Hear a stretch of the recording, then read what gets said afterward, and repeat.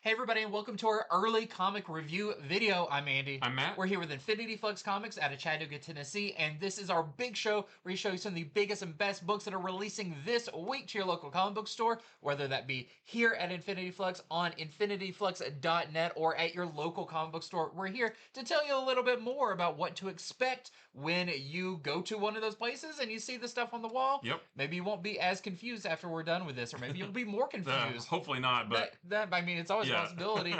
This is a big week of books, so make sure, like we said, infinityflux.net, whether you shop in the store here or online, make sure to go ahead and order the books that you want because they are live right now and they will sell out.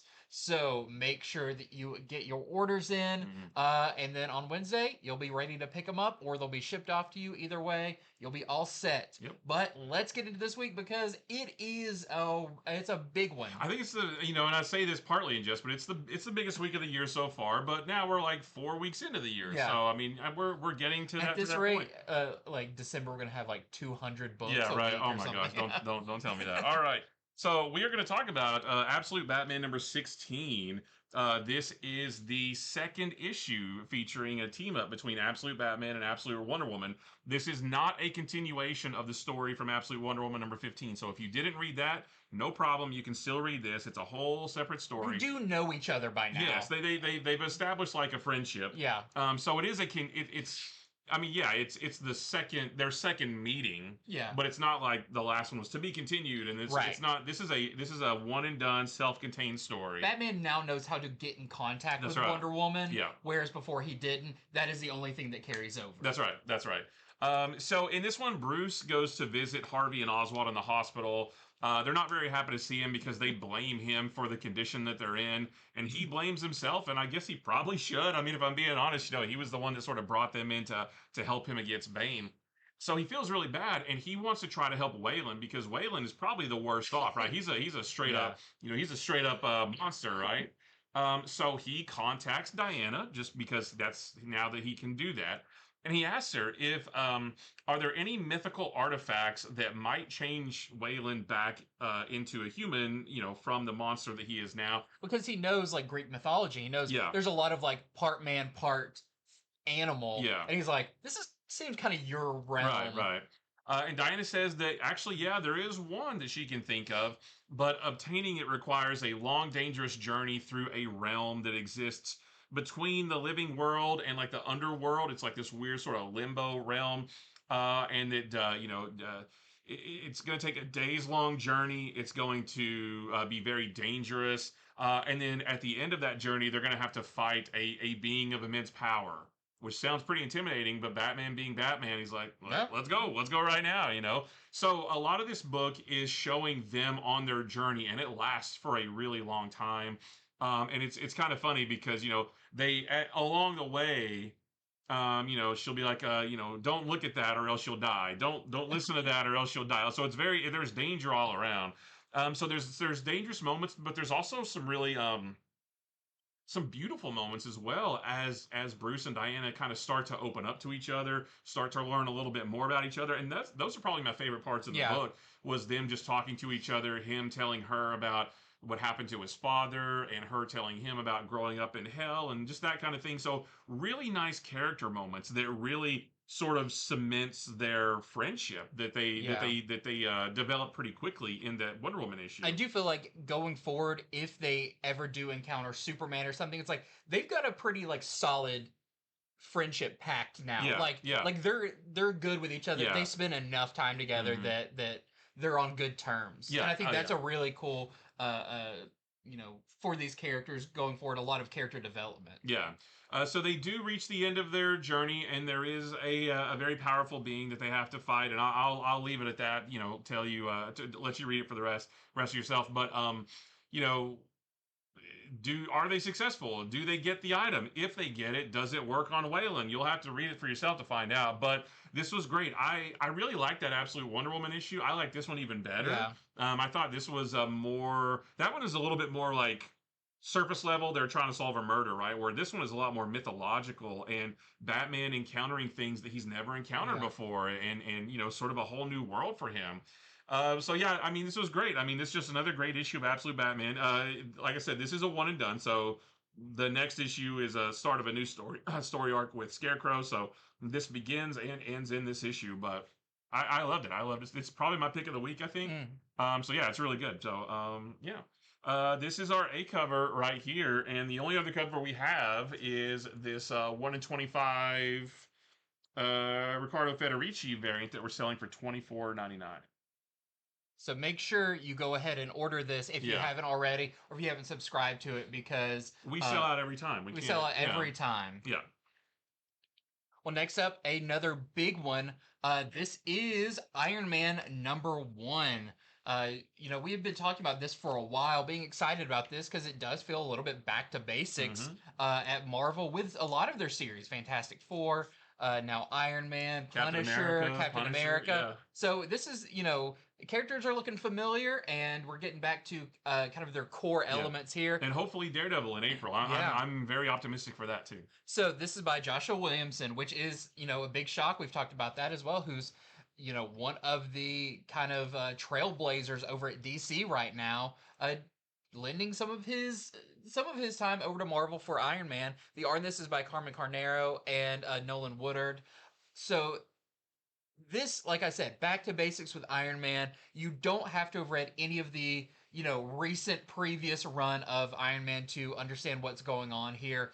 This is kind of a fresh, jumping on point for the character. Yeah, they don't pull from any previous runs at all, so you absolutely can jump on with this. So this does begin with those preview pages we have seen about, it looks like AIM and Madame Mask are almost trying to not make a new Iron Man or Tony Stark, but I like the way you put it earlier, auditioning. Yeah. It's like she's presenting them with kind of the same origin of Iron Man with the cave and building a suit.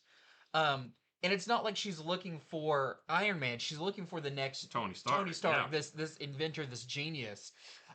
So we do get those opening pages, and you may have read those before, but it is a nice setup for this issue. Then we get into a lot of really cool action with Iron Man in his previous suit, kind of his Mysterium suit. Yeah. Just doing some Iron Man stuff. I won't get into too much there. I'll let you enjoy that when you read it. But, of course, because Tony Stark is always late for everything, he is late for the first annual Tony Stark Award Show, which is really fun. It's a award show that gives awards to people that the Tony Stark Foundation, I guess, have given grants to, and whoever did the best with those grants, made whatever, wins an award for this. And so it's a very swanky award show that he is showing up to. But it's funny because he can't remember what it's about, and he thought that he was there to get an award himself. He's like, wait, you mean it's not for me? Yeah, and you can clearly this is put on by his people, not him. What is great here, you do get Pepper Potts again. You get some more classic characters coming back.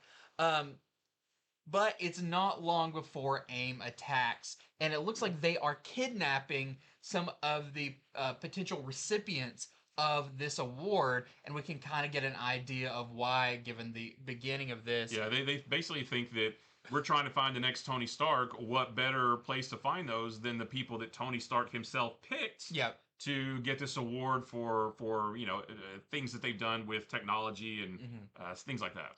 Yeah, so it's Iron Man to the rescue. We do get the new armor, which it's new, but it feels very classic. Yep. There's no weird extra lines on it or anything. Yeah. It's kind of your 2000s era Iron Man suit. It does feel a little bit MCU, but which normally I'd rather the comic do its own thing, but it looks pretty good. I like it pretty well.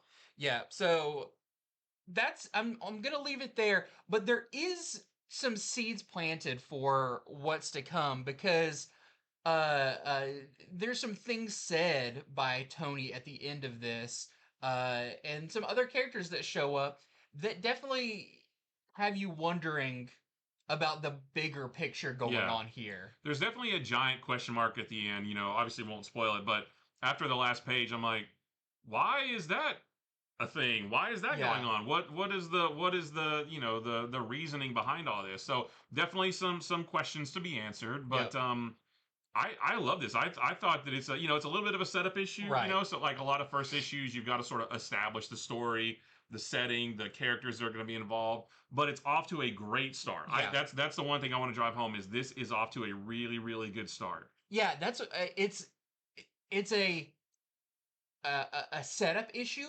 but I think that's kind of more important than just diving into a super complex, deep story. What I needed from an Iron Man book Yeah. was, hey, get me back in the mindset of Yeah. reading an Iron Man book. Right. Tony Stark's just got the little mustache. He Yep. doesn't have the goatee. Right. He looks very classic Tony Stark. Mhm. And after this, I was like, okay, cool. I'm now in the kind of back in the mindset of Yeah. reading an Iron Man book. It did especially after the last page, but even outside of that, just the story itself of Tony kind of feels responsible for the kidnapping of these kids, and he is going to, he's going to make it his mission to shut down or to go find AIM and rescue these kids. And you have a story like that. You have Tony Stark in classic red and gold armor fighting AIM. Mhm. That feels like what Iron Man should be. Yeah. And so I'm totally on board for it. Yeah, so this is interesting. So this is our A cover, our wraparound cover. I won't tell you who all of these characters we see is. We mentioned Madame Mask. But there's some other stuff going on here too that I'm very interested in. Yeah. An interesting cast of characters, and definitely the next issue is going to be crazy. Yeah, really. Given how this one ends, Mhm. Very interested in that. So there is your A cover. We also have our Adam Kubert variant. I think this is the Foreshadow variant. Uh, so you see some of the other characters, but they're mostly just Iron Man related characters. Does it say down there of the bottom corner? No. Oh no. Okay. No, but you can see some of the characters here: AIM and MODOK and Iron Man, Captain America, Pepper Potts, that kind of thing. We also have this Wu variant. We have this Clayton Crane variant. That's the one I pre-ordered. We have an Elizabeth Torque variant. It's very cool. You get a lot of Madame Mask lately between Venom. Between Venom. And there was no mention of like anything going on with Venom either. No. So I wonder if she'll be in both, or will she eventually phase out of Venom and be over here instead? We have the Villalobos cover. That's very cool. And then we've got a couple of foil covers. So look pretty good. First off, we have the Sandoval cover. These are actually $11.99, being their foil, so they're a little bit more expensive, but that one's really cool. And we have this Declan Shalvey. I forgot what this is called. It's like the armor variant or something like that, but you can see his chest piece there. And then we have the 1 in 25 Ivan Talavera variant that we're selling for $24.99. Yeah, I was very happy with this. I think this is my number 2 pick of the week behind Absolute Batman. I have no problems with it whatsoever. This feels like Iron Man. This feels like the Iron Man story that I want to read. So yeah, no notes. Good job. I'm ready for the second issue. I really really liked it. Okay, so we're gonna jump over to DC again and talk about some DC KO tie-ins. The first one is the DC KO The Kids Are All Fight special. This is a one-shot. This is written by Jeremy Adams. The art is by Travis Mercer. It's a DCKO tie-in. It doesn't really contribute much to the main DCKO story. But it still is really really fun though. Like it's a really fun read, but it actually feels like it's more closely related to things that are going to be happening in the Titans book coming up in another probably couple months or so. And then we know we're also getting a Teen Titans book as part of DC's Next Level initiative, and it feels like maybe that might spin out of this a little bit too.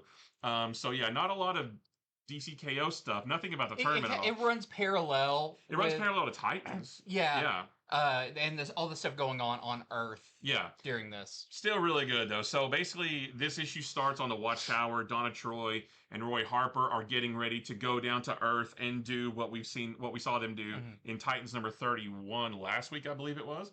And they tell John Kent to stay behind to watch over some of the young kids like Fairplay, Boom, Cheshire Cat, and Quiz Kid. We met all of those kids in the Stargirl, the Lost Children miniseries from a couple years back. And John is very not wanting to, he's like, I have all the powers of my dad, right? Like, I can Yeah. go down and help you.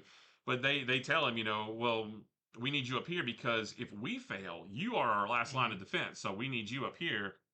So, he reluctantly stays behind. And, well, not long after Donna and Roy leave, Fairplay, who is Mr. Terrific's son, from, I don't remember how that all played out. But he's a genius level intellect too, and he detects this energy signature from Granny Goodness, who he has a history with. And so the kids go, they're, even though they were told not to, they instantly head down to Earth to try to take out Granny Goodness. And when they get there, they do find that Granny Goodness is mentally controlling another group of superpowered characters. And so those characters and the kids, they fight each other, but the kids are outmatched and they don't last long, right? They're still fairly unexperienced. They're just overpowered. But back on the Watchtower, John realizes that, oh my gosh, I was supposed to watch the kids and they're gone, and I have no idea where they went. So he goes to Cassandra Cain, Batgirl, for help tracking them down, and she agrees. And that's my favorite part of the book is John Kent and Cassandra Cain being a kind of a duo, like teaming up. Like I never thought about that before, but in my opinion, they have all the makings of like the next world's finest team. Like I would love to see a mini series of John Kent and Cassandra Cain doing something that you would normally see, Clark and Bruce doing. I think that would be great. And I like where he finds her Mhm. is just like in the cafeteria, because they said like periodically like they're fighting on the ground, but then they'll go to the Watchtower to kind of take a break, Yeah. eat a meal or whatever before they go back and fighting. It's like, if you're playing football and you step off for a minute to like go sit on the bench and get some water and stuff before heading back out, and you see a bunch of other heroes like in the background like resting for a minute before they go back in. So that I think that's really fun. Yeah, that was fun. And yeah, like I said, John and Cassandra Cain being together as a team, as a duo, like they're great. Because he's more powerful than she is, but she's a little bit more experienced than he is, so they can actually learn from each other, which is really cool. So yeah, they do find the kids. I won't tell you anything more that happens after that. There is another big fight. There is also the reappearance of a fan favorite character that we haven't seen in a long time. And I wonder if that character may show up, start it more regularly as well. I don't know if they will or not, but it was a pretty cool surprise to see them show up. But yeah, just a one shot, really fun. I like those the young characters. Yeah. I don't really know a lot about them yet, but we saw Boom, who is Jay Garrick's daughter, time displaced daughter. We saw her in the Jay Garrick Flash miniseries, and she's great. And she shows up in a book I'll be talking about here in a little bit. yeah, so yeah, really cool. I had a lot of fun with this. Like I said, if you're trying to stay, lean on the DCKO event, you probably could skip this. But if you just want a cool book, if you're a Titans fan or a Teen Titans fan, definitely check this out. I had a good time with it. I thought it was really fun. This is our A cover right here, and we have this Todd Knock variant. We have this Junie Ba variant. And then this is the Chrissy Zulo variant right here, which looks really cool too. Well, continuing on with DCKO related, DC related, we've got Superman issue number 34. And, I do like that these series like Superman, even though Superman's in the tournament, we get like one page of Superman in the tournament that kind of takes place during issue 3. Most of this is what's going on with the Superman family, which I am just as interested in on Earth because it's crazy.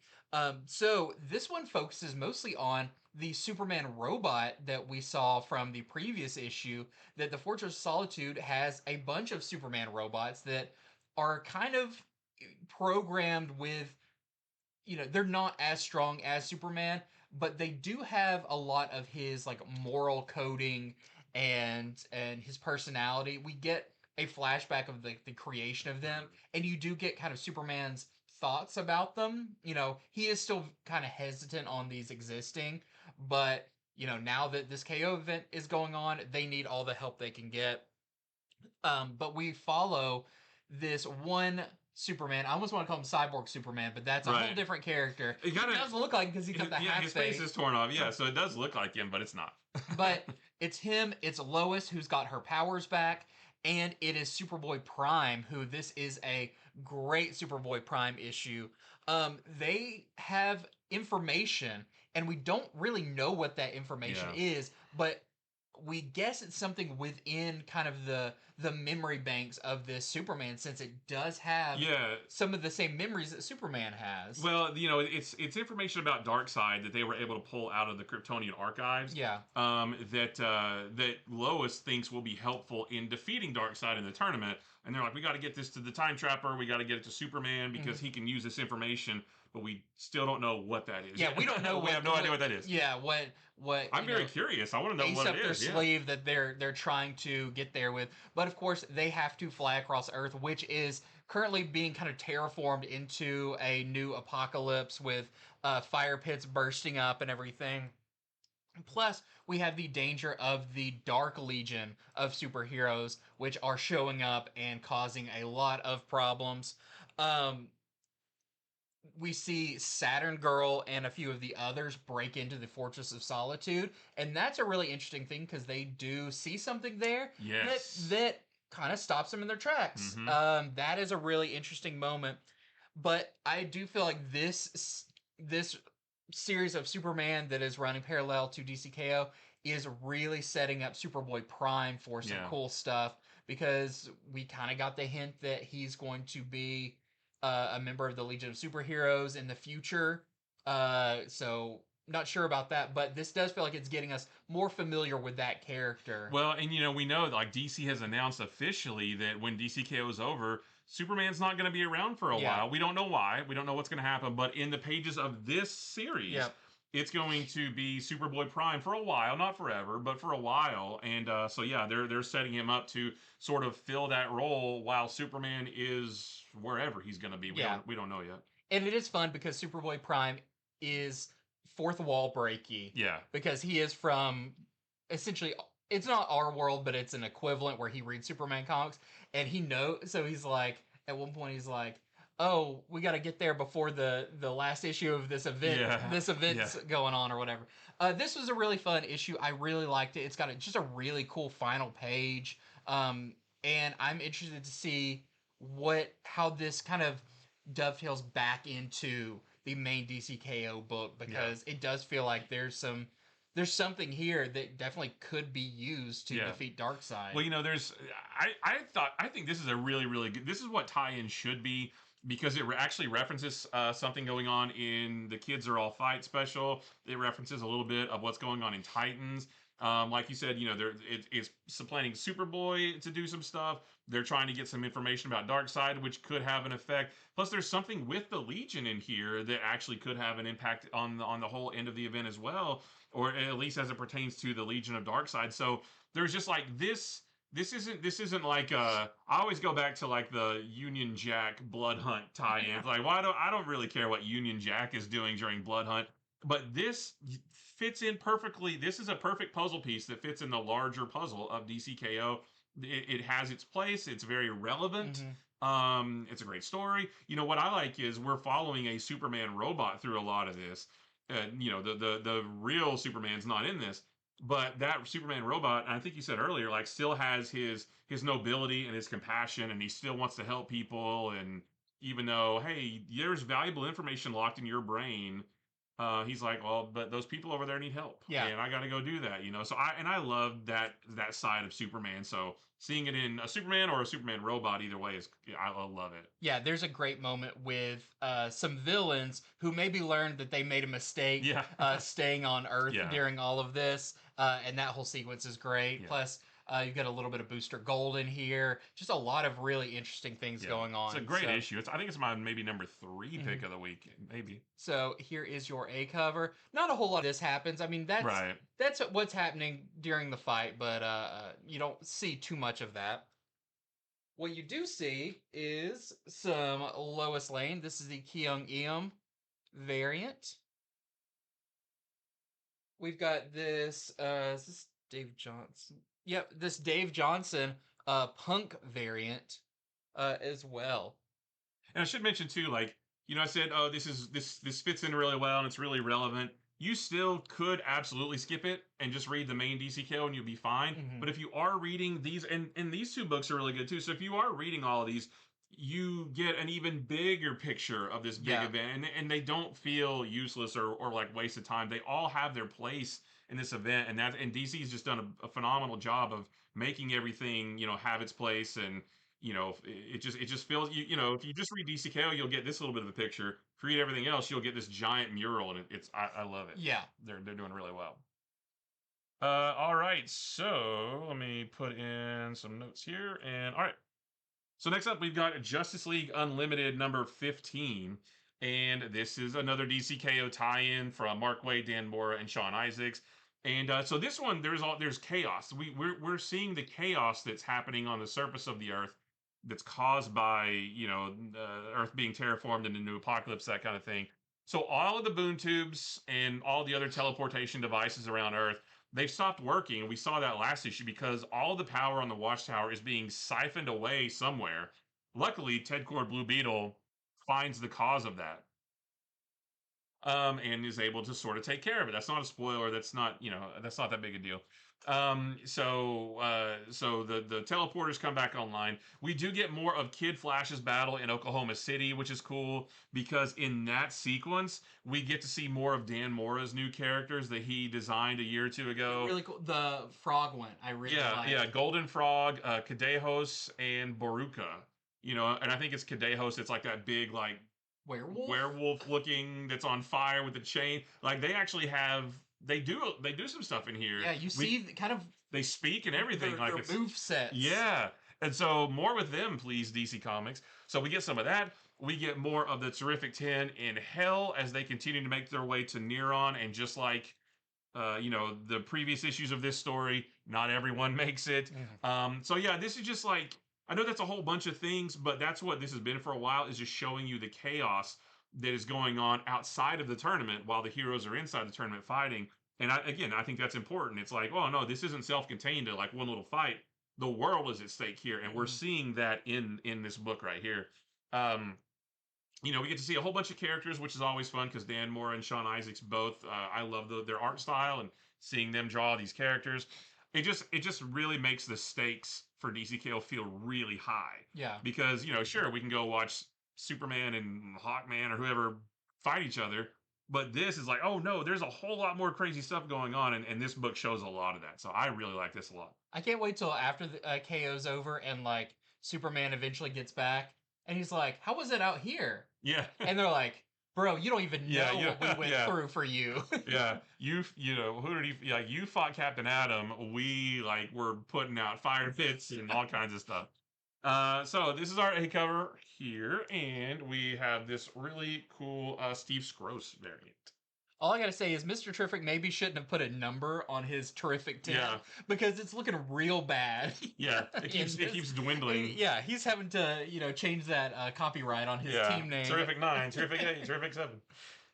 So next up, I've got The Flash, issue number 29, and this is another one that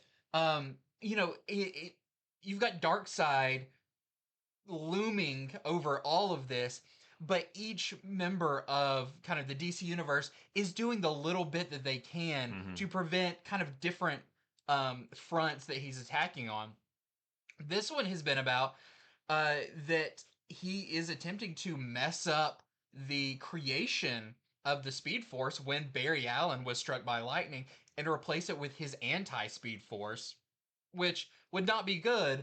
And so who's best to take care of all of that than the Flash family? Now, this was kind of kicked off with Impulse going back and thinking, I can fix all this if I just run back in time and, prevent everything from happening. But he quickly learned that the Speed Force was kind of shattered and a lot's messed up. And he's still trying to do his best, but maybe making things worse along the way. You got Wally West running after him. What's really cool in this is,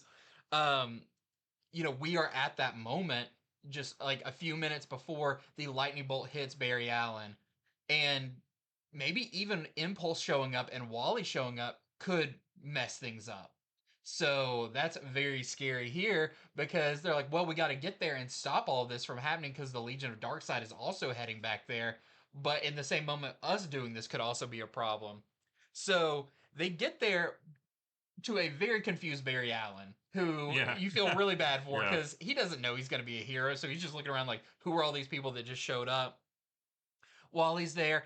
And a very specific member of the Legion of Darkseid shows Yeah. up, and it kind of reflects a little bit of a moment from Superman where you question something about the Legion of Darkseid. I thought that Yeah. was really Yeah. interesting. Yeah, Superman and Flash, they don't relate to each other directly, but they have similar themes when Yeah. in regards to the Legion, which again, these things all fit together really well. Yeah. But Bart has been injured in this, and he's slowly feeling the Speed Force kind of drain from him because, time is getting messed up. So he's being watched over by Iris West over in their house, so she doesn't know what's going on. But something big happens in this, and I don't want to go into too much detail, but it's almost a bigger thing for the Flash family in the DC universe than just the DCKO story because Impulse Right, has a yeah. pretty big moment in here that you know I don't want to say rewrites the Flash story, but uh it's another door of it open Yeah, that it's something pretty significant that they could explore later. yeah, and They so probably they should explore later, yeah. yeah, it does feel like with Mark Wade writing some of this, it feels like oh, that's almost related to back when he just wrote Flash. Yeah. It's a something that's significant that was you know kind of a big deal for the Speed Force and all of that. So this was really cool, but Bart still maybe has not learned his lesson yet. And we Right. could have Yeah. he could be racing to a moment that could doom the entire multiverse. Yes. Which I just you see the frustration in Wally of being like, do not understand Yeah. what this can do. Wally has a really cool moment here. He's got his speed, but mixed with something else he got. Oh, right, yeah. And that's really cool. Yeah. But just the kind of revelations about the Speed Force, about Impulse, all of that, I think we're actually going to see more of that after this event is over and we move into our kind of new era of the Flash book. So that is really, really fun. Again, this is dealing, this is in a separate part of time, but the reverberations of it are very significant to what's going on in the present. And once again, I'm very interested in kind of what the big story of the Legion of Darkseid is for this entire event because I do think there's going to be something at the end of this that is going to heavily deal with them. Yeah, I mean, we know we're getting a new Legion book as part of the next level event. We don't know anything about it yet, other than Joshua Williamson's writing it. But yeah, I mean, between this and Superman. I mean, there are very teeny tiny seeds already being planted for that whatever it's going to be later. Especially Superman though. That one scene in Superman when they saw the thing. Yeah. Yeah. So another great issue. I think this is the best issue of the Flash tie-ins so far, just given the significance of what happens. So much fun. So that is Flash number 29. And that's the only variant I have for it. And just, again, if you don't read it, you'll still be fine to read the main event. But if you do read it, you will see a bigger picture of everything. And it's just. But I do think if you're reading Flash, don't miss this one because it's a great issue of Flash. Yeah, for sure. All right, so we've got going back to the Absolute books. We've got Absolute Wonder Woman number what number is this? 16. This is the start of a brand new story arc called Season of the Witch. It's going to be a 5-part story arc, and you've got Kelly Thompson, Hayden Sherman, the whole crew, the main crew back on this. Obviously, Zatanna is in this. She's right there on the cover. This is not her first appearance. She first popped up a couple issues ago, so don't go thinking that this is Absolute Zatanna's first appearance. But it is the first appearance of the Absolute version of some other characters that we know from the main universe. I'll say that. Which I was, and that's not a spoiler, but I wanted to go ahead and let you know that, hey, there's some other. There's some multiple faces in this that we have not seen yet, and aren't even fully explained in here. Right. But I am very interested to learn about each of them. Yeah, so I'm not trying to take that surprise away from you, but just want to let you know that hey, yeah, there's some new first appearances in here that you might want to see. You might want to pick this up for. So Steve Trevor, he has to attend this Senate hearing where he's basically drilled about why he helped Diana back in the first story arc. To which he basically says, "Well, she knew what she was doing, and you guys didn't." So the peace out. But the bigger part of this is Diana attends she's the ribbon cutter and she's the guest of honor at the Gateway City Natural History Museum, where they're unveiling this brand new exhibit that's full of lots of ancient artifacts and sculptures and things like that. But kind of Wonder Woman's her appearance has now sparked people's interest that's right. in kind of that's Greek right. and Amazonian culture. Yeah, absolutely. They wouldn't have done that without her. But the exhibit, they're having a great time, but it's not long before Zatanna attacks because she wants to get at Wonder Woman. Literally party crasher. Yeah, right. And she maybe has an adverse effect on Wonder Woman, just being in proximity to her. But maybe she's not the only one that attacks this exhibit as well, and that's all I'll say about that. We also get a cool flashback sequence with Diana training with Artemis when she was still growing up in Hell. She's wondering why Aphrodite hasn't visited her since she was a small child. We see that too, where Aphrodite visits Wonder Woman when she's little, but then she never came back, and Diana was always curious about that. So kind of creepy looking. A little bit, yeah. So yeah, this is a great issue. The start of what I think is going to be a really cool story arc.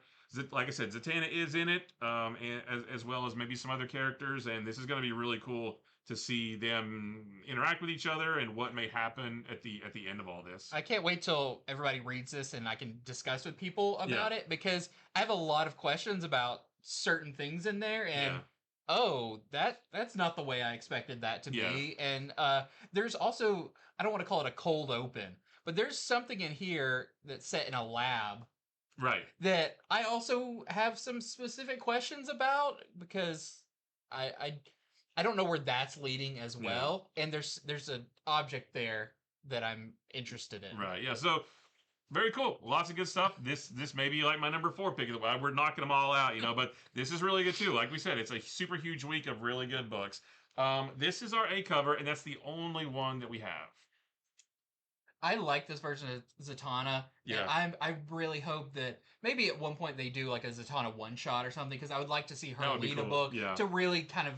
I mean, we may get it in this, but to dig deeper into the character, find out some backstory of how did she get to this. Give her a miniseries like what Catwoman's getting, something like that. Yeah, I think she's leads with a really cool design, but also has some of the original trappings of Zatanna with her powers and everything that I would like to see what the absolute version is all about. Yep. Well, next up, I have Bug Wars, the Spyder Wytch Special. This is a one-shot. It's anthology, kind of. At least it's 3 stories in one. That is, we've got our first volume of Bug Wars. We do know we've got a second volume of Bug Wars coming this year. This kind of works as a middle and a little bit fleshing out more of this world. So if you enjoyed the first volume of Bug Wars, hopefully you checked it out or you got the trade, because it was one of my favorite books of last year. It was up there with like Battle Beasts and stuff as one of my favorites. I love the world building that Jason Aaron has brought to this. So this is by Jason Aaron, Mahmoud Asrar, who is your main artist on Bug Wars, Baldemar Rivas, David Messina, Matthew Wilson, and Becca Carey.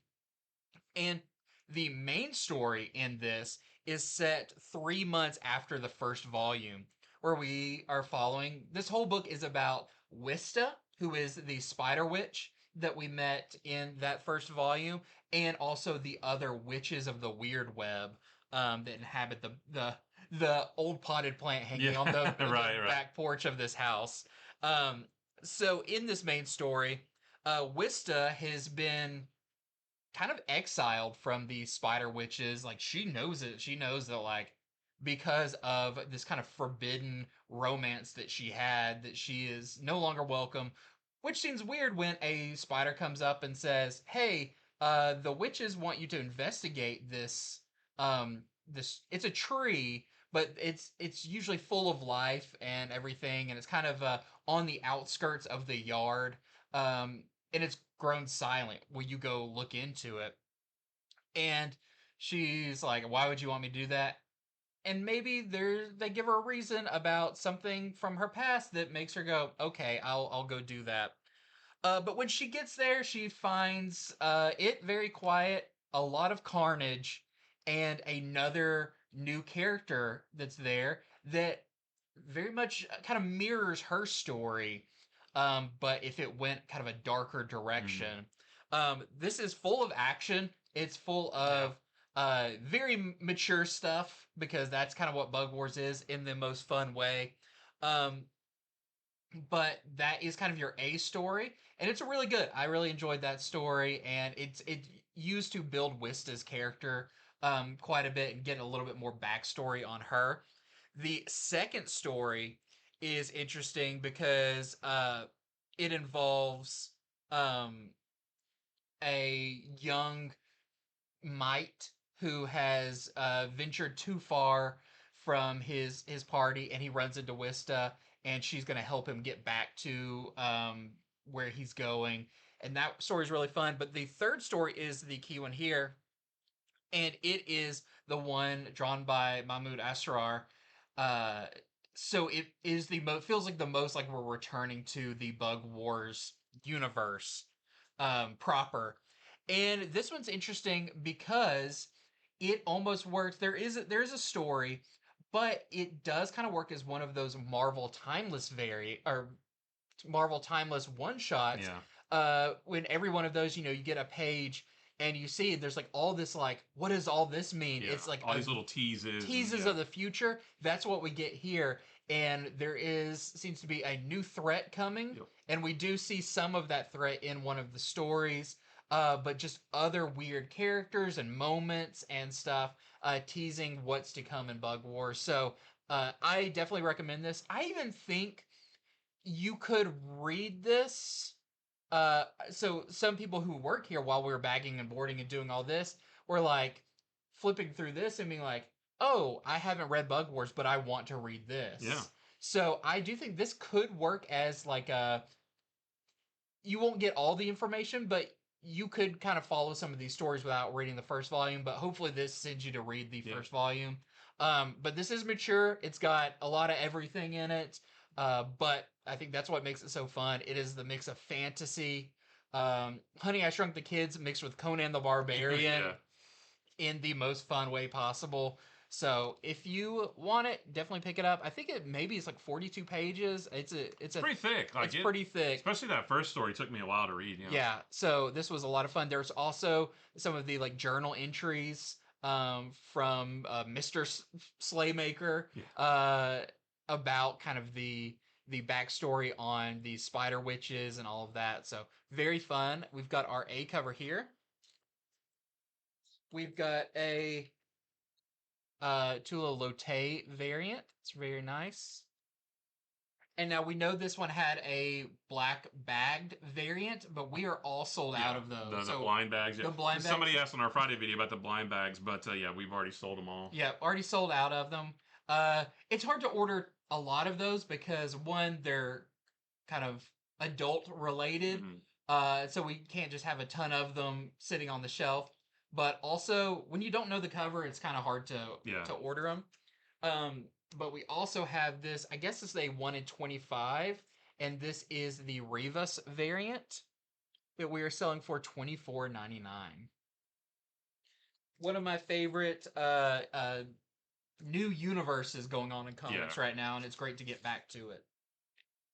All right, so we've got another new book from Image. Not that Bug Wars was new, but this is a new series from Image. This is called Malevolent. This is written by Justin Jordan, the artist by John Bivens.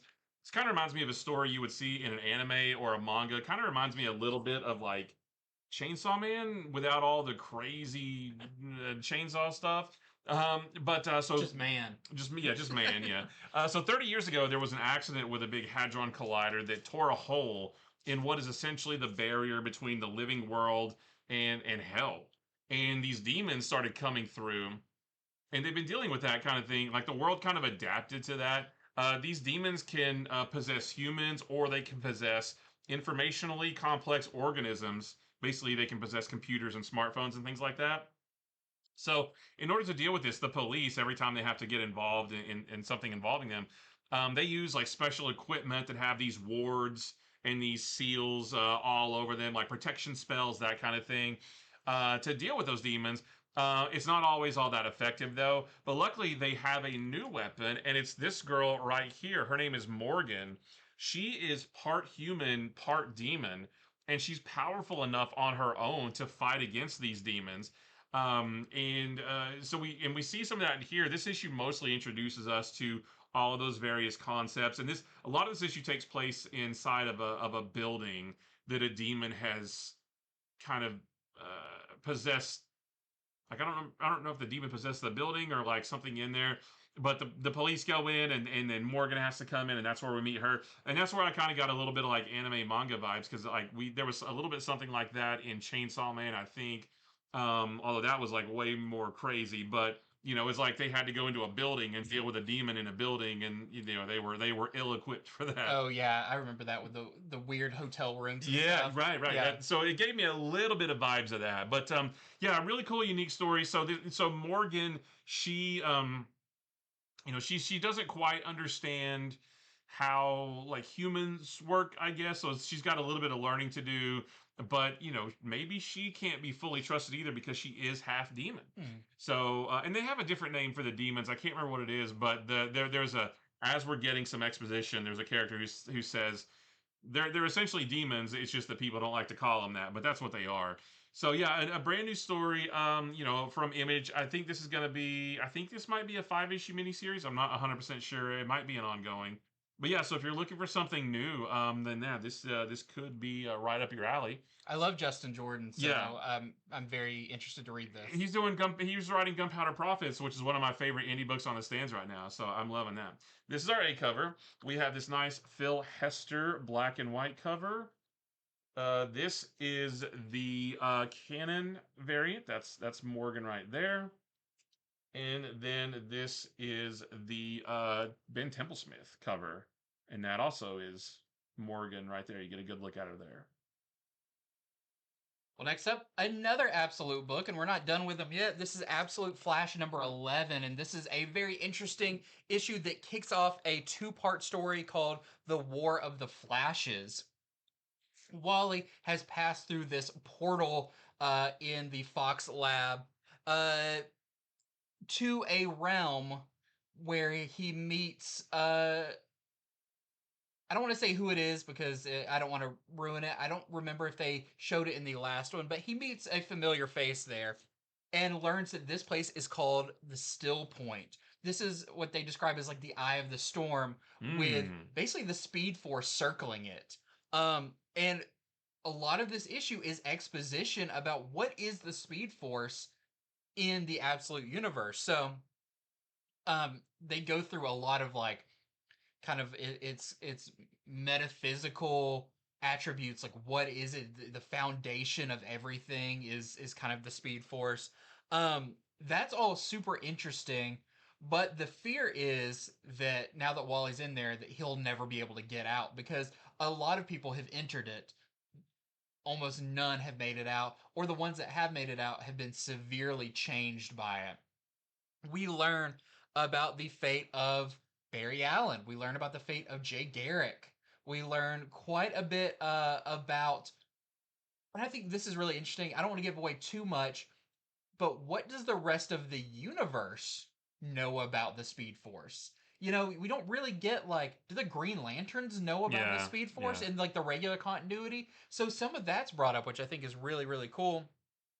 And we learn why Wally is so special in the Absolute Universe. What makes him different than all of the rest of the people who have tapped into the Speed Force or experimented with it. So it sounds like because I'm a few issues behind, so I didn't read this one, but it sounds like we are starting to get some answers. Yeah, that's for sure. Good, because I had a lot of questions for a long time. Yeah, we learn, I think the key one is what sets Wally separate from Barry and Jay and Eobard Thawne and stuff. And that brings me to the other part of this is, now that Wally's in here, on the outside, Thawne, who we learned was trapped within this, has broken out. But he's not just a normal like reverse Flash or whatever. He's pretty monstrous. Okay. And maybe that his granddaughter that has been working at the lab too. Yeah, I think so. Maybe learns that she made a mistake. Oh, okay. And that kind of feels nice. Yeah. that she learned that. You've got the rogues in here as well. So yeah, I believe this 2-part story, we're going to be getting a lot of answers about what Absolute Flash is really all about. Which it's taken us a little while to get there, but this is a pretty significant stepping stone on that journey. I just kind of realized that this is issue 11, so we're coming up on a year of Absolute Flash. So I guess that it's I guess we're finally. It took a year, but there's a year-long saga. And now that we're at the end of that, we're starting to get those answers. Yeah. So I thought this was a great issue. I definitely think the latter half of this series, the last few issues, have been the strongest of the series so far. And those are the ones I haven't read yet, which is crazy. So this is your A cover. Very cool. But I do have a question. There's a final page. There's a moment a couple pages before, and then there is that final page, and I don't know how those two relate, and I'm very confused about that. But hopefully we'll get an answer in the next one. We've got this Dustin Nguyen variant, and I really like this one. This feels like like regular superhero comic art version. This is the Carlo Pagulayan variant. It's just like if he was in a regular Flash book, like what it would look like. And we have this really cool, very animated Carl Kerschel variant. Nice. Okay, I am excited to talk about Infernal Hulk #3, although I don't have a lot to say about it because there's not really any action or anything there's not a lot to say about it, but it's still wildly interesting. So this story is called Whatever Happened to Bruce Banner. In this issue, like I said, there's no action, but we spend the issue with Bruce and Betty, who have taken a new life living in Indiana and have assumed the names David and Heather Hamilton. And they work these like regular, boring, cookie cutter 9-to-5 jobs at this vitamin research company. But Betty is really struggling because she is not content with this sort of humdrum life. That's all Bruce ever wanted, right? He's been the Hulk for forever, and he's rid of the monster allegedly. And she's only had a taste of it. That's right. And she's like, I used to have wings, and I used to fly, and I used to smash this and that, and she had a big old sword. Yeah, she's really struggling, and so Bruce is kind of having to deal with that. Can't say too much, but they've adopted a new identity so that nobody can find them, but somebody does find them, and somebody knows exactly who he is. The IRS. Yeah, right. They'd be the ones. And they come calling on him to do something about the Infernal Hulk, who is tearing up military bases. That we saw in the first 2 issues. They basically say, Bruce, is this your Hulk? Is that a different Hulk? What are you gonna do about it? That kind of thing. And so Bruce is going to have to figure that out. The next issue is called Whatever Happened to the Hulk, or the Incredible Hulk. So we're going to get sort of the Hulk side of that too. So, I mean, that's pretty much it. But, and like I said, I ducked out of the last issue of Hulk after about 10 issues. So I don't know the circumstances that led us to this series. But I'm still loving it so much. And I'm definitely in the middle of reading through Immortal Hulk right now. And then on into Incredible Hulk so that I can get caught up with Immortal Hulk? 50. Wow, I didn't know it was that long. Plus a handful of other little like one-offs and things like that. So I'm going through that omnibus right now, and then I'm going to read Incredible Hulk, and then I'll get caught up with this. That's how much I'm loving this. Is like, no, it made me want to catch up, made me want to go back and get fully caught up so I can fully appreciate the story. But I'm loving it. It's really, really good. So this is our A cover right here. This is the Clayton Crane variant, similar to the Iron Man one we had. This is the Phil Noto variant. That's actually kind of pretty representative of what this issue is like. And then this is the 1 in 25 Steven Segovia that we're selling for $19.99.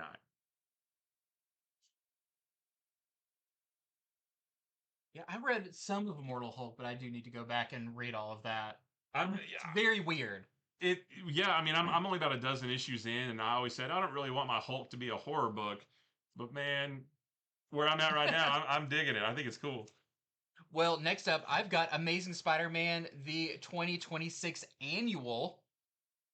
And this one's pretty interesting. I'm kind of two minds on this. So this is by Saladin Ahmed, and the art is by Federico Vincentini. And this issue spotlights Rapid, who's the purple character that we've seen pop up here and there, nowhere consistently. Um, I don't even know the first time we saw Rapid where that was. It was like the Amazing Spider-Man giant size special, or it was like it was a one-off, one shot, Yeah. and it was like, I think it was like the backup story or something. So yeah, it's not a character that I'm like, ooh, I just want more of Rapid. So when this came up, I was like, oh, okay, we're taking an Amazing Spider-Man annual and we're going to focus on a different character. Yeah. But I actually enjoyed this issue quite a bit. So it is spotlighting on Rapid teamed up with Spider-Man. So we actually get some really good classic Spider-Man action. This does not take place kind of in current day. This is regular Peter Parker in his regular Spider-Man suit in the city. So him and Rapid are just chilling on a rooftop when Screwball comes on the kind of giant TV screens in Times Square and says, Spidey, I've got 3 challenges for you, because her whole thing is like, I'm going to stream them and get a bunch of views and stuff. But they're always like way over the top. And they're like, oh, while you're there, your friend over there, he's got to be part of it too. And they're these very dangerous challenges that put a lot of like civilians at risk. So that's why Peter can't just ignore doing this.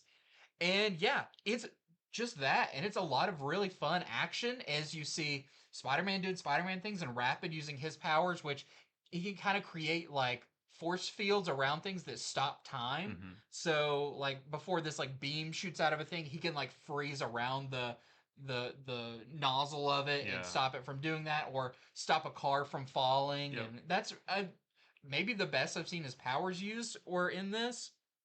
So not much else to say about it other than it is just a fun action issue. And if you've missed regular Peter Parker doing Spider-Man things, swinging around and fighting villains and stuff, you get a lot of really fun stuff there, saving a lot of civilians, which I liked. Yeah, I want to say that when I heard about this story, what the story was going to be, honestly, I kind of turned my nose up a little bit, and I was like, another Amazing Spider-Man book that doesn't feature Spider-Man. But I actually really like this, because like you said, we do get a good amount of Spider-Man and Rapid working together in this. Spider-Man kind of feels like what Spider-Man should feel like and talks how he should talk, and the artwork is fantastic. I was about to say, that really sells it. Vincentini's art on this. Visually, it looks great. Yeah, it is very like just the rubble and the people screaming and Spider-Man swinging. That's all really cool. Great webbing everywhere as they do that. Now, this does have a backup story by Joe Kelly, your regular Spider-Man writer, and Roy Mercado. And this is a little bit more related to the current stuff going on. It's only a couple of pages long. It involves the Spider Slayers, Hobgoblin, and it takes place before issue 21. Not a whole lot's revealed in it.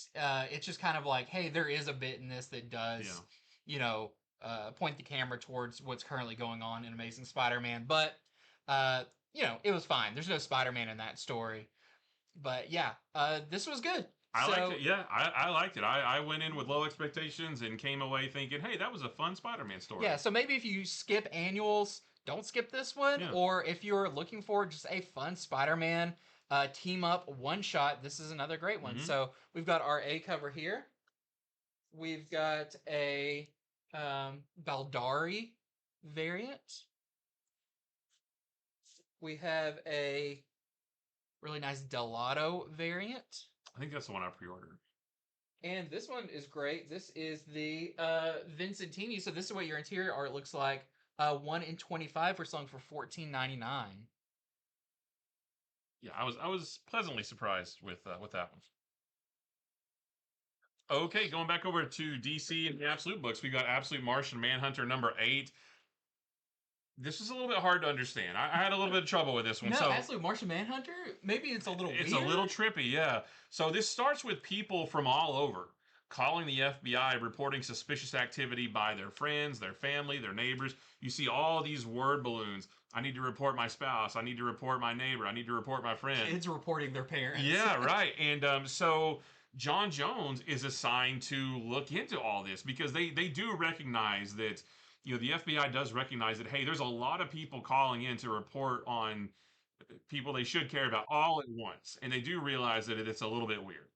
So they get John Jones to look into it, but he tries to decline. He's like, I don't know that I can do this right now, because I'm having trouble at home. I'm having trouble, my wife and everything. So his boss says, you know what? You need to go get your life in order, and you need to do it fast because you got to go look into all this stuff. So then, so John wants to go talk to his wife, and he talks to the Martian, and he says, can you give me one night off? Can you go do something on your own so that I can focus on just talking to my wife and trying to mend this relationship? And the Martian reluctantly agrees to do that. So the Martian takes it upon himself to go, or himself, to go look for the white Martian that we know is still kind of lingering out there, but finds himself in a little bit of trouble while John Jones is actually and they're basically separated for this issue anyway. While John Jones is talking to his wife, the Martian gets into a little bit of trouble, and I didn't quite understand some of that, but that should make for an interesting next issue. Is John going to be able to get the Martian out of trouble without having his abilities or whatever you want to call them? It is interesting because there's a moment where John Jones is talking to his wife, and she's smoking. And usually when we see characters smoking, it's multicolor. Yeah. But since the Martian's not there, his world is very gray, and, right. and flat and dark. But when we see the Martian, it's just as colorful. Oh, yeah. There is the part where when the Martian goes off by himself, he's kind of just bouncing around. Right. I like those scenes because he just ends up some really weird places. He ends up in a concert. You see this big green Martian like back in the crowd of a concert. Just like it's really fun. Yeah, he winds up in a couple's intimate moment. Yeah. But he's just sitting on a couch waving. Yeah. I like the Martian as a character. He's very a little bit childlike, a little innocent. Yeah. But also just seems like a cool guy. Just like really chill. Like he goes to the concert and stuff. That was fun. Yeah. But yeah, it is the way you describe this is like you were a surgeon and you meticulously cut your way around to get the elements of the story out, because there's a lot in this that is not super easy to understand. Right. It's a little it's weird. I mean, it's not in a bad way, but it's, if you've read Absolute Martian Manhunter, and it's just more of that basically. Yeah. The ending, there's some newish characters that show up. Yeah. Those I don't really know where they came from, and a lot of it you don't know what is, like with a lot of the series, you don't know what's real. Yeah. So much of this is dreamy or in kind of a otherworldly state that it's kind of hard to know, is this character does he actually look like that as he's standing there, or is he something else? Yeah. But there is kind of a first appearance on the last page that I think if people think about long enough, they may figure out who it is. I didn't pick up on it. You had to tell me. You're like, oh, that's, and and so it clicked. I didn't register on my own, but once you showed me, I was like, oh, I get it. I still don't understand. No, how it that works, definitely comes out of nowhere. Right. But yeah, I thought that was interesting. It's a good issue. Once again, like the art really carries this. There's a really fun part too that it kind of breaks fourth wall, and it's a puzzle. Or like I think connect the dots that is really funny. But yeah, a good issue, but weird. You gotta chew on it. Yeah. So this is the A cover right here. We do have a couple variants for this one. We have this Eric Canetti variant, who is going to be the artist on the next two issues of Absolute Batman, the interiors. And then this is the Werther Deladera, your Something and Kill on the Children artist right there. Well, next up, I have a new book from Mad Cave. This is Spirit of the Shadows. This is super weird. Reading Absolute Martian Manhunter and this back to back, you don't know what universe you're in. So this is by Daniel Ziegler and Nick Cagnetti. And this visually is not too dissimilar from Absolute Martian Manhunter in the colors and shapes and all of that. So even from the start, it's a little hard to tell what is going on. So we see Eric LaRoe. He's this man. He loves this woman named Katrina. They're standing there just saying they love each other, and then he falls through a hole in the ground and falls forever. And I guess he's dead. It happens, you know. But it's not. That could have been a dream. That could have been something because it. To kind of get the idea of what this book looks like, somewhat on this cover you get the idea. But I have it as surreal blacklight Jack Kirby. So it's very very chunky colors and shapes and blacks and very bold things where your eye doesn't quite know where to go. So this is kind of what I got out of it. So he falls and he is confronted by, I don't know if it's a demon, I don't know what it is. It's a character that basically says, "Yeah, you died. Do you remember anything about, what your life before?" And he's like, "I remember that I love this woman. I think he remembers his first name, and the thing has to remind him of his full name. Um, and he says, you look like this top-hatted phantom guy, because that's what you were wearing when you died." Which is also really weird, and we don't get a whole lot of information about that. But this creature does give him a book, and he's like, "This is basically the book of your life. This determines if you go to like a heavenly place, but it looks a lot like Jack Kirby's New Gods. Okay. New Genesis, or somewhere else. And you have to figure out, did you live a moral life? It's all in this book. And so this character's like, okay, well, I'm going to open it up and start reading it. You get a little bit of flashback as he's reading it. But wouldn't you know it, some sort of hellhound thing runs up, grabs the book, shakes it all up, and the pages go flying. The dog ate my homework. Yeah. So now this character is going to have to, I guess, track down these pages to try to piece together what his life was. That's only the first, a couple of pages of this book. It gets right into it. There's other characters that are introduced. It's very weird. It's very trippy. But if you like that kind of bold colors and surreal and, I don't know, you'll have to maybe flip through the book and see if it's your speed. I thought it was really interesting. I need a little bit more context for the story, but that is Spirit of the Shadows #1.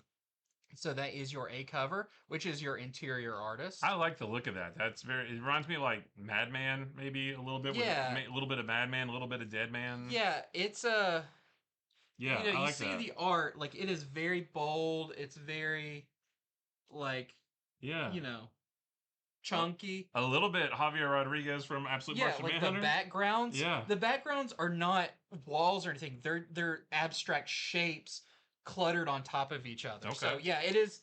It's you got to take your time to figure out what you're seeing. But that was your A cover, and then there is a variant from our interior artist. I think this is maybe a 1 in 10. We're selling for $9.99. It won't be everybody's taste, but it will definitely be some people's taste. That looks cool. All right, guys, let's talk about Miles Morales, Spider-Man #42. So this is the final issue of this series. And there's been a lot of hubbub about this over the last few months because of this thing on the cover right here that says a new, plus a new threat from the Ultimate Universe. And we know that we had the Ultimate Spider-Man Incursion miniseries, and at the end of that, Spider-Man Miles Morales brought home one or more, I don't know how, he brought home an origin box or boxes. And put it under his bed. Right? In safekeeping, right? From the Ultimate Universe, the things that gave the heroes their powers in the Ultimate Universe. He brought some of that back to the 616 universe. So, the whole thing with the Ultimate Universe, it's only on the very last page, okay? So don't think that it's like a post-credit. It's like a post-credit scene, right? Because the last page it's the final issue, right? And it says the end. But then you turn the page and there's one more and it has something to do with the Ultimate Universe a little bit. So, but real quick, the premise of the main story, and I haven't read this in a long time, so I don't really understand how we got here. But I guess in the previous issue, Anansi the Spider God, who Anansi, that sounded like Anansi, yeah, Anansi the Spider God, who has been with Miles for a while, ever since Bloodhunt, I think. Somehow was able to bring Spider-Man Peter Parker, the 616 Peter Parker, from space where he is in Amazing Spider-Man to Earth, and he's still in his Technarch costume from the space story. And the two of them together fight Rabble, and they fight the Assessor, which seems like it completely negates the entire story that they've been telling in part of Amazing Spider-Man. They're like, we got to figure out how to get back to Earth. Oh, there's a blockade in front of the Stargate because of Imperial, and then all of a sudden the Spider God just says, "Poof, Peter's back on Earth." And I don't know. That's a little bit tough to reconcile with Amazing Spider-Man. Like one of our next issues, Amazing Spider-Man, how they address that. I think that'll be number 22 is when we see Peter again over there. So, if you've been reading Miles Morales Spider-Man, that's then you've been reading this story with the Assessor and Rabble, and that's all of that stuff. But really, I wanted to we wanted to talk about this because of that last page, because I know a lot of people are going to have questions about this Ultimate Universe connection. And so I will say that we don't see any Ultimate characters, right? It's not like 6160 Peter and Wolverine, and it's not like any of those guys. What you'll see on a variant cover. That's right. So it is the first time we see the Prime Warrior Corporation, which is talked about in the solicitation for Wolverine Weapons of Armageddon #1, which starts, it's going to be like a 4-issue miniseries, I think, that starts in February, that is also a tie-in to the Armageddon event that comes in June. So we talked about that on Comics from the Future a few weeks back. And yeah, it's this corporation called Prime Warrior, and they are, according to that solicitation, they are doing work to create their own superpowered individuals. So we see the Prime Warrior Corporation in here. It's nothing to get excited about. It is pretty vague, but there is a character that and this is all in the 616. This is all in the main Marvel universe. There is a character they're talking to that says, "Hey, there's a thing. We're getting this strange energy signature from another universe, and we want you to go get that thing." And there's a little bit more to it than that, but I'll leave that up to you to. It feels closer to like a Armageddon event tie-in, right? From what we know from that Wolverine solicitation, that it has anything to do with the Ultimate Universe. Right. Yeah. Right. It's more tied into Armageddon for sure. So just wanted to let you know that you're not going to see Miles in Ultimate Peter Parker with the beard. Nothing like that. None of those characters, anything like that. But it is just a one page at the end. It's very vague, but that does give us maybe a clue as to how Prime Warrior is creating these superpowered individuals, or maybe how they want to create them. I don't know. So that gives us maybe a little tiny bit of a clue as to what Armageddon may be, but we still don't know much. But wanted to just let you know about that, because, again, I know there's going to be some questions about this right here. It's one single page at the very end. It's very vague. It's nothing to get too excited about. They make it sound like on there, like a new threat, like a new villain shows up or something. Yeah, well, okay, so there's a couple of variants too. So the first one is this David Marquez variant that, hey, that's Miles and Ultimate Peter. This does not happen, okay? Miles does not, well, I mean, they already met in the Ultimate Spider-Man incursion, right? But they don't meet up again in here. Ultimate Peter does not come over. And I wonder if they did this because isn't that like the old logo? Yeah, that's the old Ultimate Spider-Man logo. It's like technically that's Ultimate Spider-Man and that's Ultimate Spider-Man, so they put them on a cover. But do not think that this happens in this issue, because this does not happen, and I just want to make that clear. The other cover I think is more interesting. So this is the Stefano Caselli. This is called the Foreshadow variant. Foreshadowing what may happen. And who do you see on the cover? And what you see, Miles, you see somebody else. That's the origin box in Miles's hand. So that may give you a little bit of a clue as to what's going on that last page, because again, that is foreshadowing something. And I will go ahead and tell you that on the bottom of it, it says, to be continued in May. Mm-hmm. And what was it today? Marvel just announced this thing today, coming in May, Marvel teases the end of the Ultimate Universe and how it may be reborn. And so yeah, Marvel. This is from today. Reborn Ultimate Impact. Is that what it's called? That's a weird name. The end of the Ultimate Universe is here. Its legacy will live on. We don't really know anything about it. That's pretty much all we got from Marvel today. But we're supposed to hear more about it this week. Later this week. So the interesting timing of this and Captain America and Armageddon and Wolverine. I don't know. Lots of crazy stuff going on at Marvel right now. But anyway, I know that was really long-winded just to talk about one page, but just wanted to give you the full details on that, just to let you know, if you're really excited about this, just want to let you know what you're getting into. Yeah, and tune in on Wednesday for our live show, because I think this is what we're going to be talking about. Yeah. Is this reborn, whatever that means. Maybe by that point we'll have more information. Yeah. If we hear about it on Wednesday, it might not be till Thursday or Friday, but there's a lot to talk about there. Yeah, we have a lot of theories already, which I normally don't like to do because you just, you can talk yourself in circles, but we'll see. Well, next up, getting back to DC, we have Supergirl Next Door. This is kind of DC's Valentine's Day special. It's a little bit early, but maybe with all the stories in it, it'll take you all the way up to Valentine's Day if you read one, I guess, every couple of days. So this was really fun. Like all of these anthologies, there's some I like more than others, but there's some in here I did really like. So it's all kind of themed around love. All the forms that takes. So our main story in here, which kind of kicks it off. I mean, no shocker, we got the Supergirl movie this year. It's led with a Supergirl story, even though that's only one part of this. They're not all Supergirl stories. Is by C.R.C. Payne and Paulina Ganichow. It's about Linda Danvers, which is Supergirl's alter ego. Befriends kind of an outsider boy in school. And one night, he's sitting up on his roof, and she appears on his roof, not as Supergirl, but as Linda Danvers. But they're looking at the stars, and she starts describing these constellations from where she's from. She doesn't really give away she's alien, but they are foreign constellations to this boy. And it's just a really nice moment between them. It's nothing more than that. There's no Supergirl in it.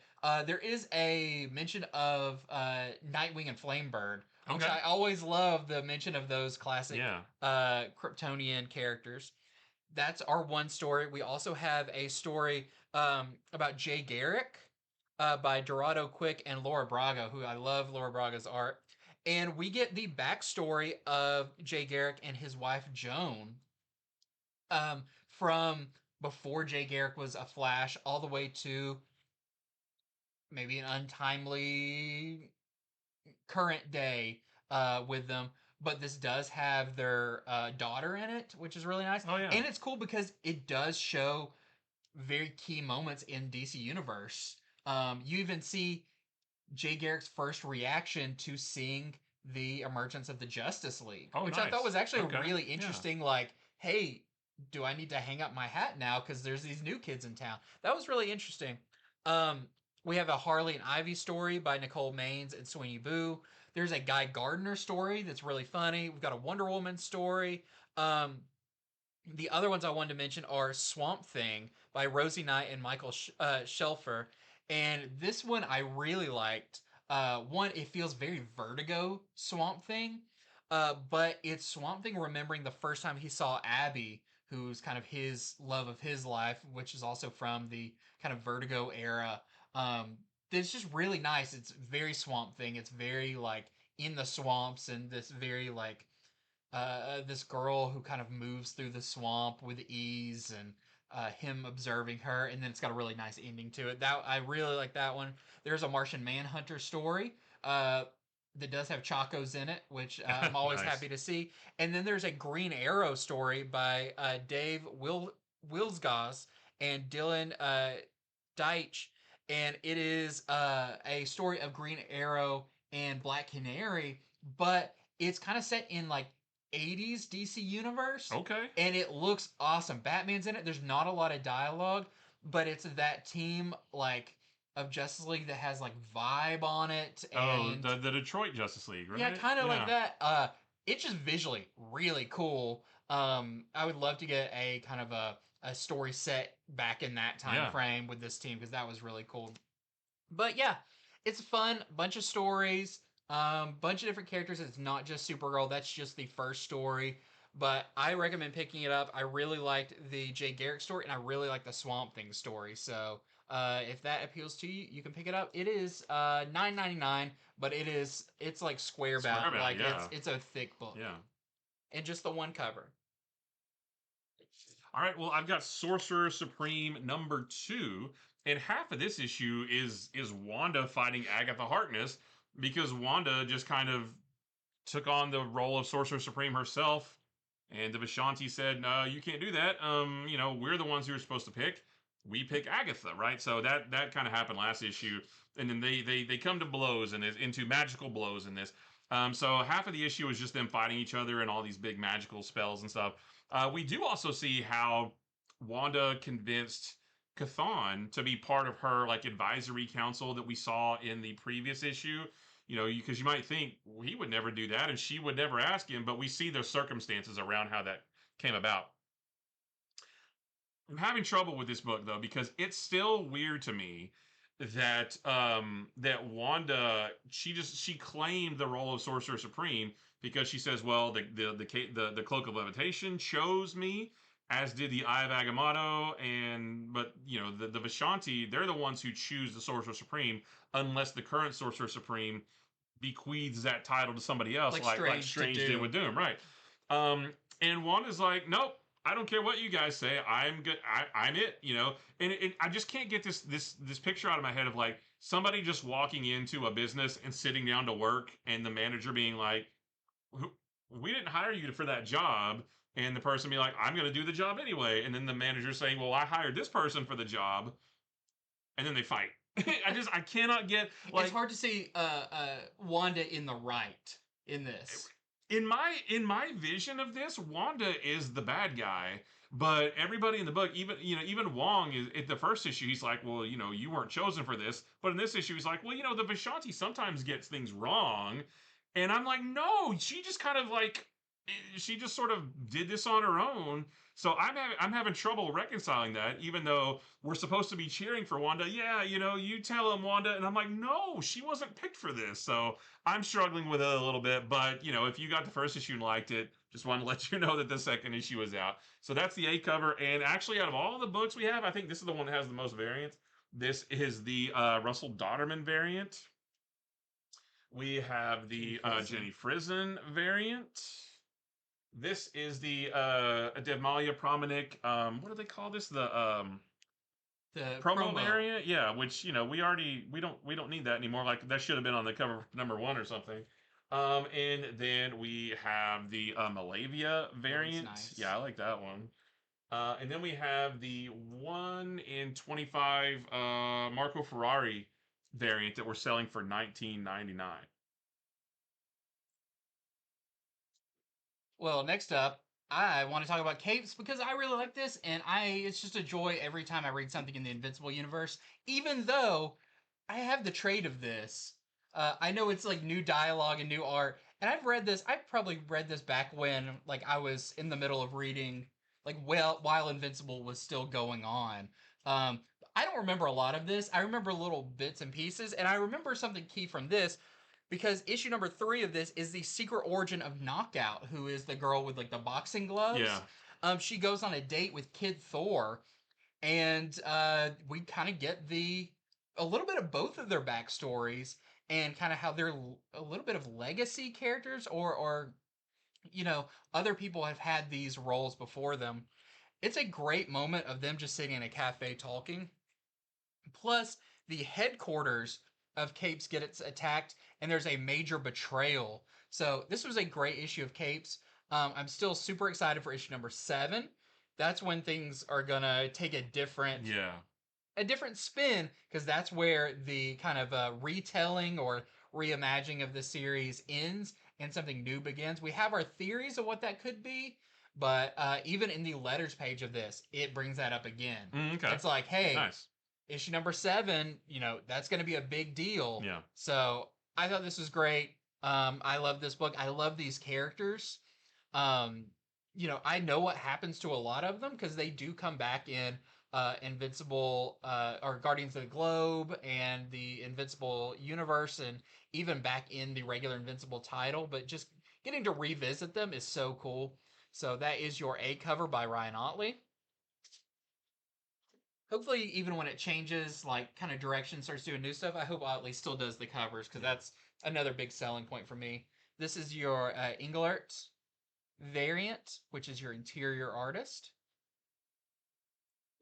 And we have this really nice Corey Walker 1 in 10 cover. There was some for $9.99 with Knockout. All right, I've got The End 2099 number 2. This is a very action-packed issue. It's got some nice splash pages or double page spreads. Like, it looks great. And the whole issue is one big fight between the heroes of 2099, who were called, because it basically, the premise is that Mephisto and Abyssus, who is a nullified Galactus, it's one of those things where two big cosmic beings pick a whole bunch of heroes and have them fight each other. So Mephisto called up the heroes of the 2099, and then Abyssus just picked a whole bunch of like a random time displaced heroes. And there's this, it's like the original Secret Wars where they're all just fighting. And so the whole thing is one big fight between those two giant groups of characters. We see things like Spider-Man 2099 versus Spider-Man 3099. We get Red Hulk 2099 versus the regular 616 Red Hulk. We get Nova 2099 versus Age of Apocalypse Wolverine. So they do all kind of like pair up with their counterparts with some really cool battles. The artwork was pretty cool. So yeah, I mean, there's really not much more to say to it because the whole thing is just fights. There's other characters that fight each other in little bits, but those were like the big ones. There's a couple of shocking moments that happen. So yeah, pretty action-packed issue. So if you got the first issue, definitely don't miss this one because this is where all the good stuff happens. So there's your A cover.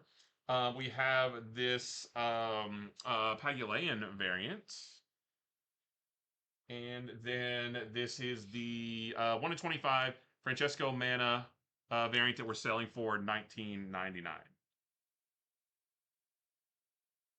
And real quick, just want to mention that G.I. Joe number 18 is out. This is the Roadblock issue, and this is great. So, spotlighting Roadblock, Marvin, his real name, has been a army man, a soldier in the past, but now he's semi-retired and he runs a food truck in Mississippi that sells grilled cheese.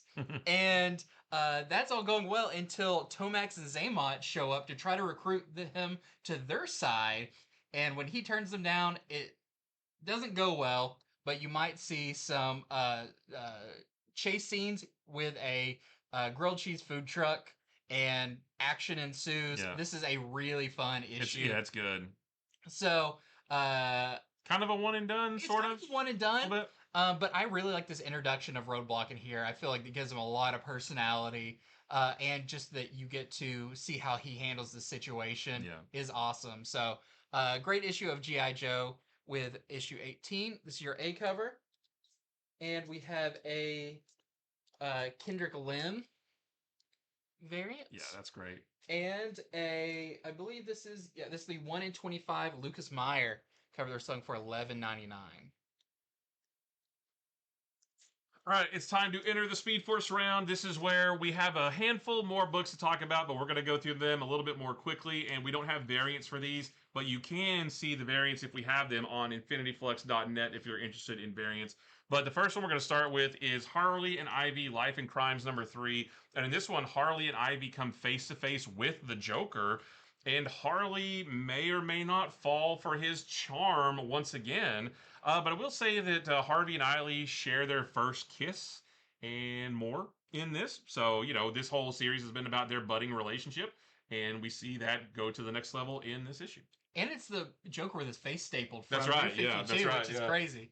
Next up, I have Astro Quantum number 1. This is by Andrea Muti and Arturo Fabra with art by Andrea Muti. And this is hard to explain because this is very like hard sci-fi, a lot of dialogue. It's a story of survival, rebellion, and the hunger to reach beyond the stars. With these two characters, one gets stranded on a planet, and craziness ensues. I did not get to read this as in depth as I wanted to. I started, and then I realized I don't have enough time right now to read this. But if you like some alien sci-fi with a lot of world building, you'll definitely want to pick this one up. Next up, we've got 1776, number 3, and things are getting really crazy in this to the point where I feel like they are doing significant damage to the timeline. You've got Captain America and Spider-Man riding horses into battles. You've got the Hulk fighting giant monsters in these big fields in the middle of the Revolutionary War battles. So I don't know how they're going to fix everything because Iron Man's flying around in his armor and people have seen it. So I don't know how they're going to fix the timeline, but things are getting crazy in this one. Next up, I have Skinbreaker number 5. This is, doesn't have like a big time jump from the previous issue, but it does have a little bit of one and what has happened to our formal tribal chief. Where has he gone, and what has happened to his tribe since he's been gone? Plus, a pretty shocking final page when you see some other key weapons that are in this universe. Okay. So, just another fun issue of Skinbreaker. We've got Final Boss number 3, and the tournament still hasn't started yet, or at least I don't think it has. But Tommy does get in a fight with a character named Warhog, who kind of looks like a slightly more human version of Bebop from Teenage Mutant Ninja Turtles, but still a little bit boorish, I guess. There's a 2-page spread that looks like a title card for their fight, and they do fight, but I don't think it's part of the official tournament. But there's still some good action in this, and yeah, still waiting for that tournament to officially start in Final Boss. We've got a new Witcher book. This is Witcher Bloodstone. Not a whole lot to say here, just a new miniseries. If you're a fan of The Witcher, you don't want to miss out on that one. And the last one for me is Justice League Red number 6. This is the final issue of this miniseries. It's the final battle between the Justice League Red and the Crimson Cloud that we saw kind of take over Red Tornado last issue. And there's a pretty big turning point for Red Canary in this too that I'm interested to see play out in future books whenever that may happen, or maybe they just won't ever reference it again. I don't know, but yeah, if you've been getting this miniseries, don't miss the last issue. And lastly for me is Youngblood issue number 3, and this one is wild. You are introduced to more cosmic characters, a big cosmic threat, and a lot of characters exclaiming things, but we don't quite know what the story still is. So yeah, we're 3 issues in. We still don't know what the bad guy is doing or why he's doing it, but it must be pretty bad because now celestial type beings have come down, and so now this story has gone like cosmic, but we still don't even know what the bad guy was doing in the first place. Yeah. So if you've enjoyed Youngblood so far, you'll probably still enjoy this one. Mm-hmm. But man, there's like 6 new characters introduced in the beginning, and a bunch of space stuff, and a lot of warnings about things and portals. Not sure what's going on, but that's Youngblood, issue number 3. And that is it for our early comics review video. Like we said, this was a big one. We had a lot of really big books to talk about. We didn't want to skimp on any of them. So hopefully you enjoyed that. Now go to infinityflux.net right now and order these books while supplies last, because a lot of these are going to sell out very, very soon. And would hate for you to miss out on one of your favorites. So make sure you do that. Set up a pull box. It's super easy there. That way you can just subscribe to it and you never have to worry about it. Set it and forget it. Set it and forget it. Just like a chicken baker from the from the 90s. Yeah. But make sure to like and subscribe to our channel. Be here on Wednesday. We'll be going over the comics you can pre-order in a flash. A lot of great books that are up on FOC for next week. I already took a little preview of them, and I'm very excited about a lot of them, so don't miss out on that. And our live show on Wednesday, our letters page one, where we film it live. We can talk to you. You can talk to us.